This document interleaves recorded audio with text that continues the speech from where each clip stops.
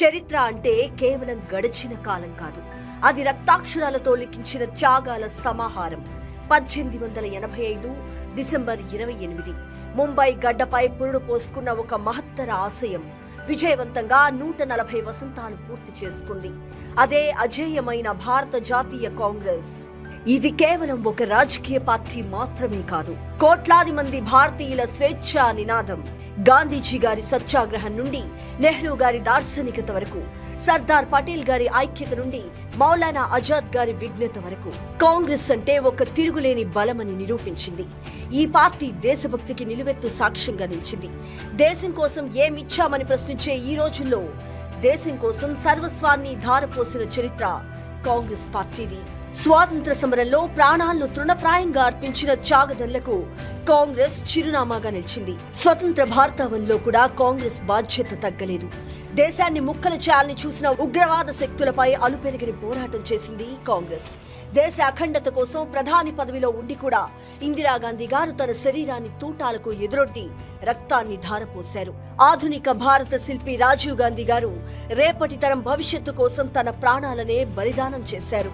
ఒకే కుటుంబం నుండి 2 ప్రధానులు దేశం కోసం అసూలు బాసిన చరిత్ర ఈ గడ్డపై మరే పార్టీకి లేదు.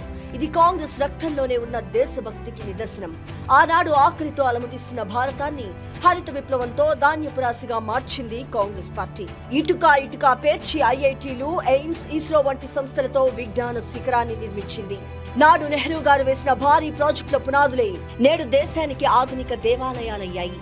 కంప్యూటర్ విప్లవంతో ప్రపంచ ఐటీ రంగంలో భారత్ జెండాను ఎగురవేసింది కూడా కాంగ్రెసే. పేదవాడికి ఉపాధి హామీ కల్పించినా, సమాచార హక్కు చట్టం ద్వారా సామాన్యుడికి బలాన్నిచ్చినా అది కాంగ్రెస్ పార్టీ దార్శనికతే. ప్రజల మనస్సులో కాంగ్రెస్ చిరస్థాయిగా నిలిచిపోవడానికి కారణం కేవలం అధికారం కాదు, ఆ పార్టీ చేసిన అంకిత భావంతో కూడిన సేవ. అధికారం కోసం అడ్డదారులు తొక్కే ఈ కాలంలో ప్రధాని పదవి కళ్ల ముందున్నా ఆ పదవిని తృణప్రాయంగా వదులుకున్న సోనియా గాంధీ గారి అద్వితీయమైన త్యాగం అనిర్వచనీయం.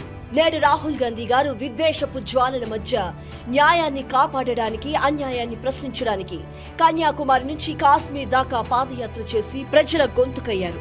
పదవులు ముఖ్యం కాదు, ప్రజాస్వామ్యాన్ని కాపాడటమే తమ పరమావధి అని చాటి చెప్పారు.